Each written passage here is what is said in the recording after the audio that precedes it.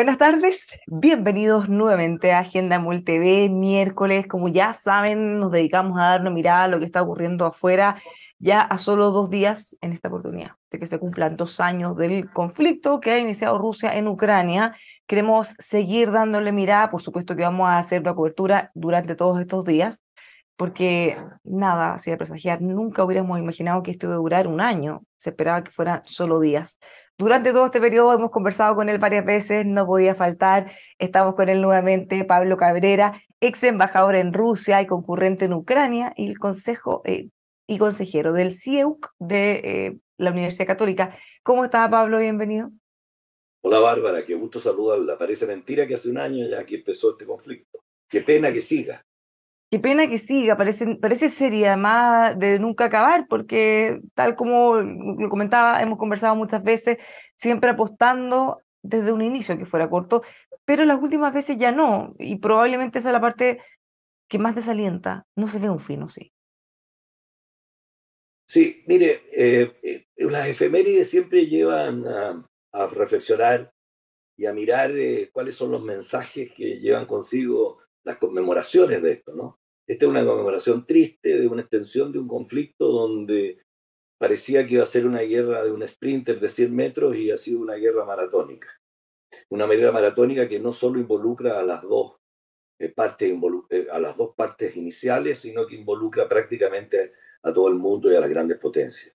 Y hoy día hemos tenido incluso otro mensaje respecto a una ya mayor participación o mayor diálogo en esto de parte de China, que podemos conversarlo. Pero esto es una efeméride llena de simbolismo, y llena de simbolismo donde hay discurso, hay viaje, y no debemos olvidar una cosa, que la gente está cansada.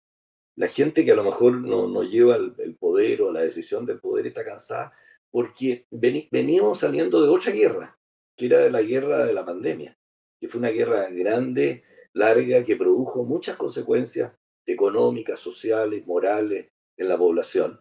Y era una guerra invisible, con un bicho que se metió en el cuerpo y en la mente de las personas.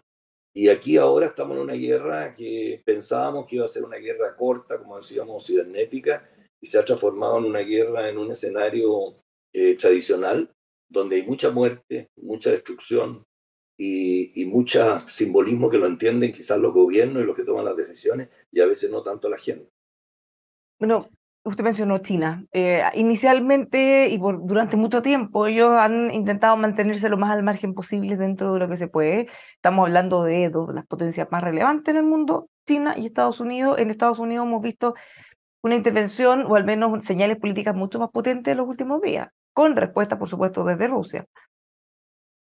Sí, justamente, yo creo que cuando le digo que estas efemérides son llenas de simbolismo, llama mucho la atención que sea justamente en la conmemoración de un año o de esta guerra, eh, China lance una iniciativa global de seguridad, en la cual insta al diálogo y a la cooperación entre los países y, en otras palabras, sin nombrar la palabra paz, a la paz, que es una palabra que ha salido del léxico de la contemporánea, de la política contemporánea.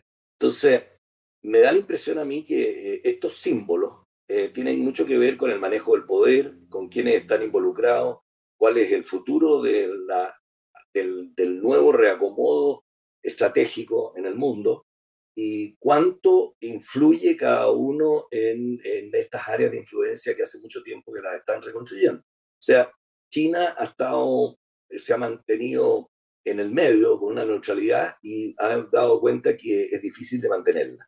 Y cuando palos porque boga y palos porque no boga, cuando va a parecer que se incorpora, por lo menos instando un diálogo, también surgen las críticas inmediatamente y surge la competencia con China y vemos cuáles son las propuestas de paz, si bien es cierto, no las hemos conocido propiamente.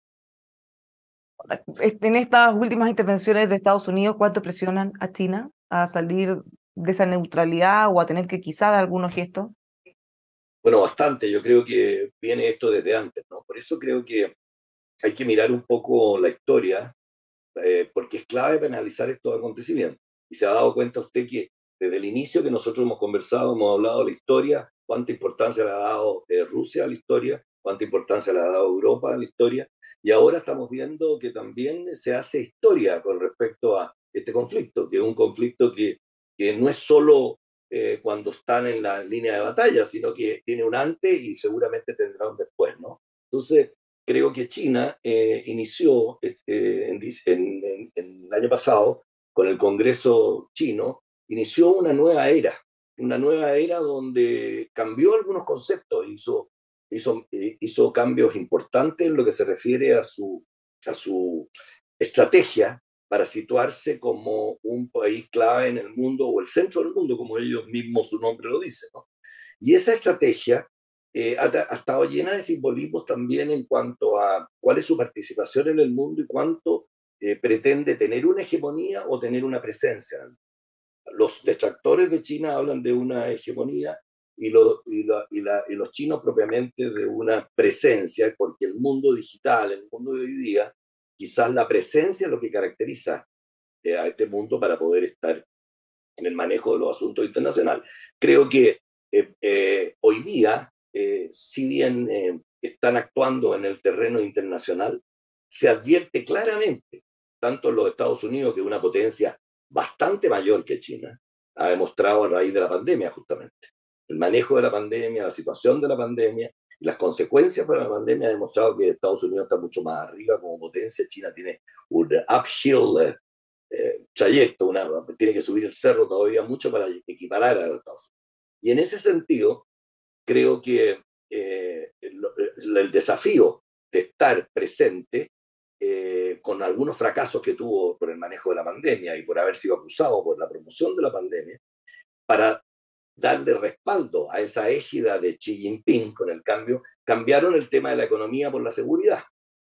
Y la economía con la seguridad tiene mucho que ver con fronteras seguras, con darle bienestar a la población, alimentar a la población y la prioridad interna. Entonces, los Estados Unidos también. Los Estados Unidos sufrieron un embate muy fuerte en contra de lo que fue el estandarte de su posición internacional, que es el socavamiento de la democracia, la promoción de la democracia en Estados Unidos muy grande, y fue asaltado el Capitolio. Estados Unidos quiso de nuevo recuperar lo que es su impronta en el mundo de potencia rectora de la agenda mundial y de promotora de la democracia y el respeto a los derechos humanos. Y esa tarea tiene una contrapartida interna, que es la elección de los Estados Unidos, donde se esperaba algo distinto a lo que sucedió en las primarias, en la parlamentaria o en la elección de representantes de diciembre, y se ve verdaderamente un mensaje potente del gobierno de cara a la política interna, a lo que Estados Unidos no está en una situación muy bollante tampoco. Hay una tensión internacional, hay a punto de tener una recesión internacional en Estados Unidos mucho mayor que en Europa. Europa se ha manejado mucho mejor en eso, gracias al coraje de Europa y a la fortuna del clima. Creo que ha podido manejar estos temas, que se amenazaban una recesión mucho más profunda y una crisis energética mucho más profunda. Entonces, creo que estos elementos de lo que ya han llamado los expertos la inwards looking policy, o sea, la política hacia adentro, que es una tendencia mundial de preocuparse primero de lo suyo, de ordenar la casa. Y este mensaje de ordenar la casa tiene su correlato en lo internacional. Pero ahora la pregunta que surge con una guerra maratónica es si lo que hay que hacer es ordenar el desorden o hay que reformular todo. Y ahí está la lucha por el poder. Bueno, en este caso de Estados Unidos, hablemos un poco de los últimos gestos, que no son menores, de Biden al reunirse con Zelensky, hacer una visita que, por supuesto, no cayó para nada bien en Rusia. Sí, yo creo que justamente es como una secuela de, si me permite, así un poco para darle una reseña a la gente que no es ni no está involucrada en la diplomacia ni en el día a día del manejo del poder, ¿no? Es como una secuencia de todas estas últimas situaciones que han sucedido, que parten con el globo chino, los simbolismos del cohete o del misil ruso, que pareciera ser que no funcionó antes de la visita del presidente Biden a Kiev, y del discurso del propio presidente Putin, que acuérdense que el año pasado no lo había hecho.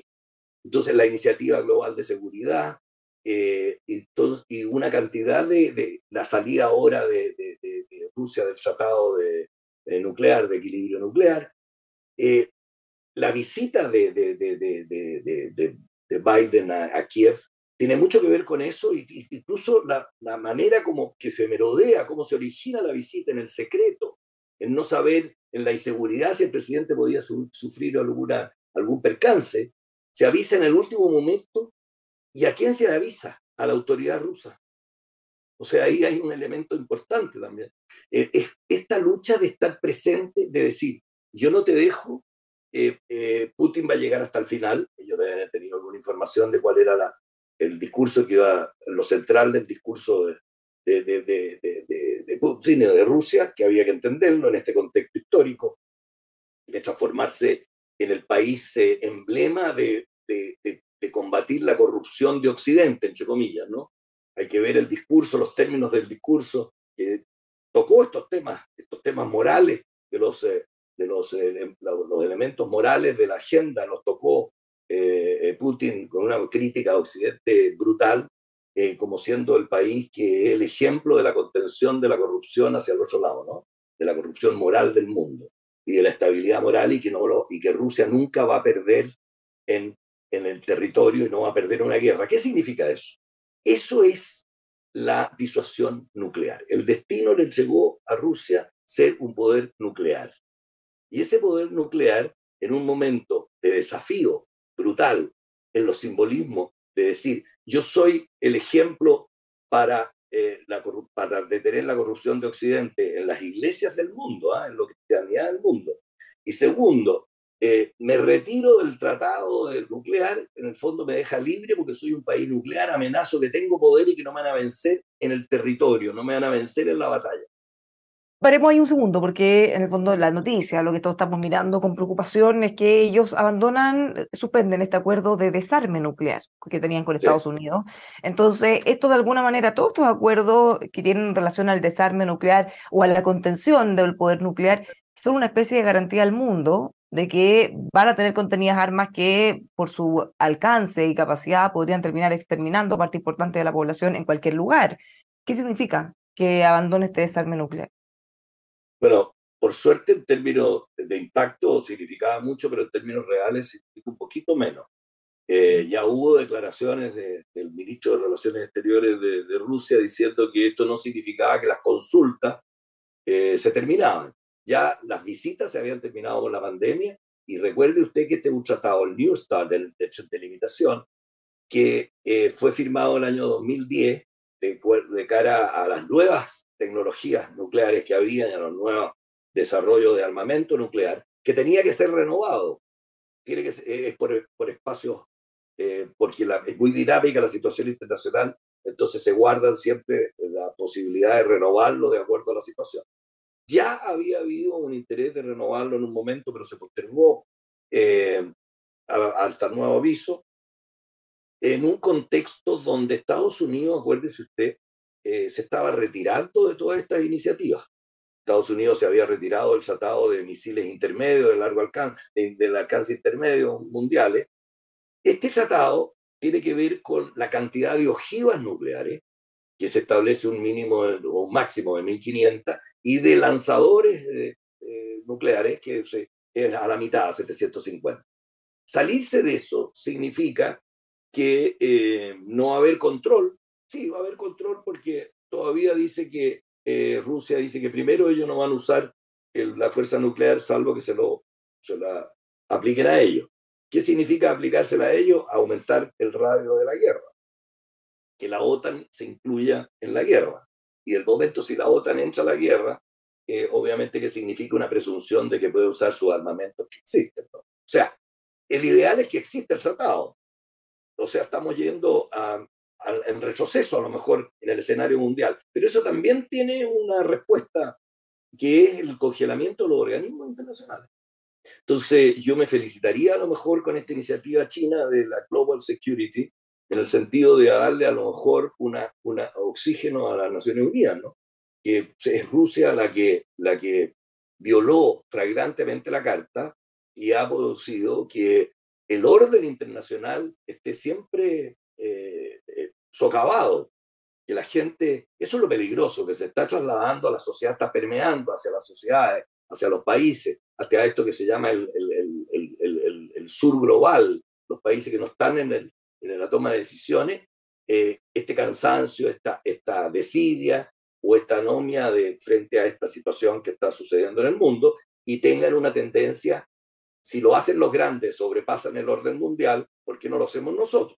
Entonces, este estancamiento que había podría resurgir, ojalá, con estas efemérides, con estos hechos, que pueden ser muy negativos desde un punto de vista, pero que de alguna manera abren un camino de que la política es la que ha fracasado, no la diplomacia.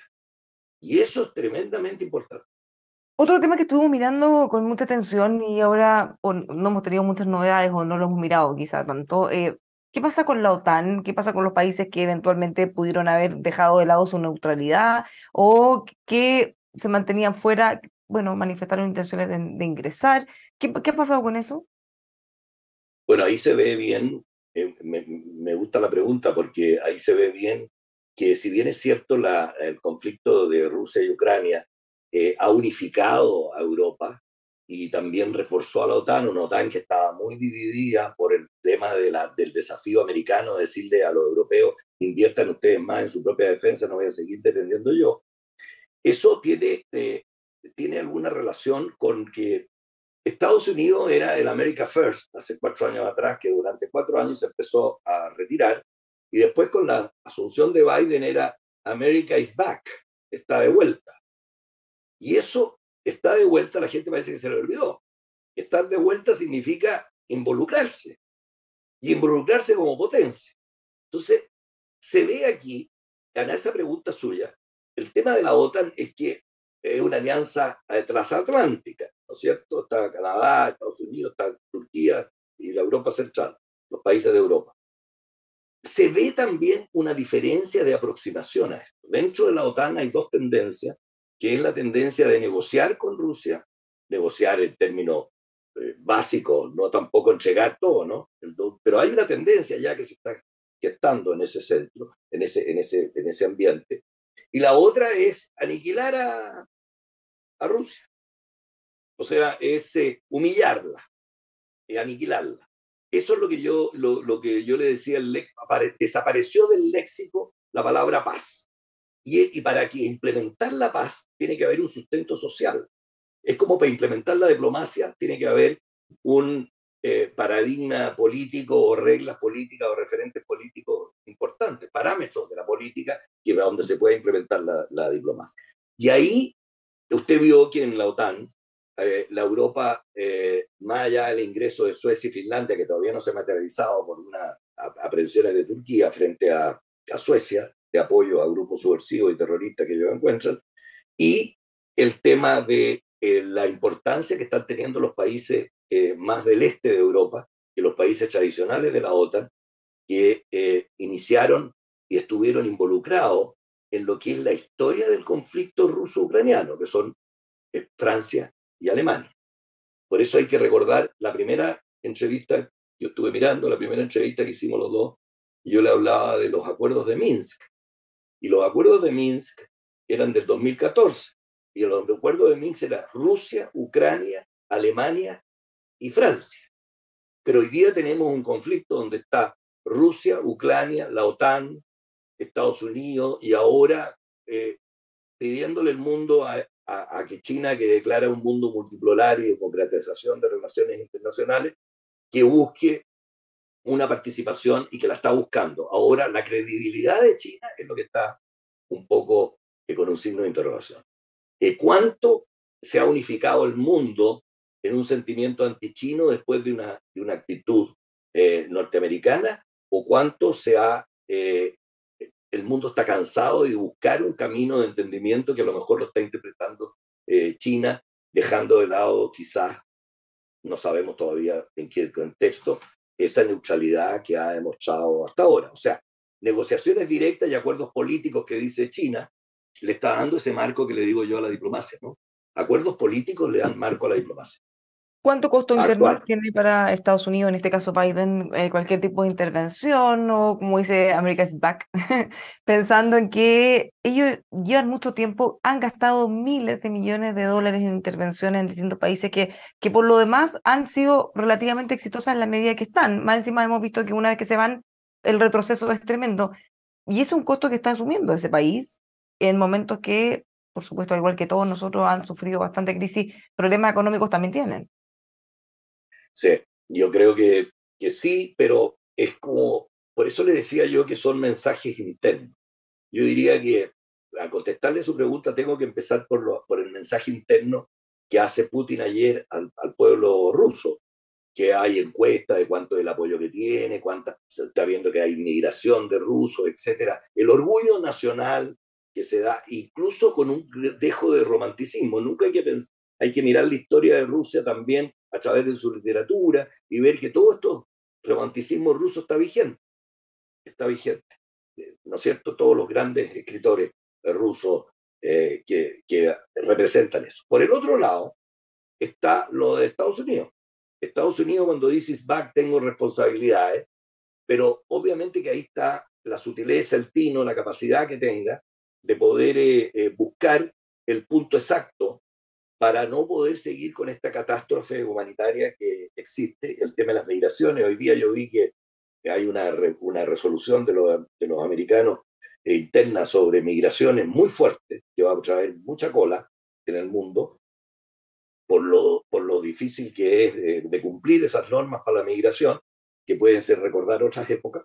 Entonces, creo que el punto medio de política interna de los Estados Unidos para encontrar un camino frente a esta guerra que está transformándose en casi en el diagnóstico, en un elemento de diagnóstico de quién maneja la situación internacional y cómo se maneja. Entonces yo creo que hay una indignación moral, es cierto, en el mundo, incluso en Europa, esa indignación moral ha permitido que haya una unidad frente al tema del conflicto. No sabemos cuánto en la población americana sea el tema del anti China ha unificado a los... Pero el apoyo a Biden es grande. Yo creo que el 40% tener después de 2 años con guerra, con recesión, con crisis alimentaria, con crisis interna, crisis migratoria en el mundo, creo que lo que tiene que buscar, lo que puede girar la balanza o lo que puede mover el péndulo o la línea de esto hacia dónde va, es quizás un movimiento social grande por la paz. Esto es lo que yo le decía. La paz hoy día no está en el léxico, está el vencer al enemigo, dejar ganar posiciones. Entonces pareciera ser que el tablero de ajedrez donde se seguía jugando esto entre Rusia y Occidente, ahora se incorpora el Go chino, el otro juego, que es el ganar posiciones, no matar al rey, sino que ganar posiciones. Entonces, esta lucha de poder o este equilibrio de poder busca que cuál es la solución. La solución hay que buscarla, pensar en las muertes, pensar en las ruinas, pensar en los desplazados, pensar en que Ucrania sea una nación verdadera y no sea sometida a otra nación, que el nacionalismo autoritario, que parece ser el que prima en Rusia, y la contrapartida del heroicismo patriota que opera en Ucrania, sean elementos que conjuguen una nueva posición, un nuevo momento, donde se busque la paz y salgamos de esta segunda guerra, porque la primera guerra de la pandemia es la que nos tiene a lo mejor ahogado a la población y nos tiene lleno de análisis, lleno de repetición de discursos. Por eso yo hoy día no me quise centrar en discursos, más bien, sino que en los simbolismos, en los mensajes y en lo que significa hoy día esta nueva aparición, que a lo mejor de China, que podría ser instar al diálogo, que pueden rechazarlo de partida. Es como se rechaza las peticiones de Putin de partida, ¿no? Hay sonrisas, hay sobre cómo puede él decir que es Occidente el que atacó a Rusia, etcétera. Pero por eso le digo que el fracaso de la política es la que tiene que hacernos pensar de que tiene que darle un espacio a la diplomacia, porque siempre siempre estas cosas terminan en un acuerdo. Por eso yo empecé diciéndole que hay un antes de la guerra, que es un poquito mirar la historia, Minsk, y más adelante, y más atrás, y después mirar el cambio de posición que hubo frente a cuáles eran las peticiones de cada parte. ¿Se acuerda que era retrotraer todo hasta antes del 24 de febrero del año pasado?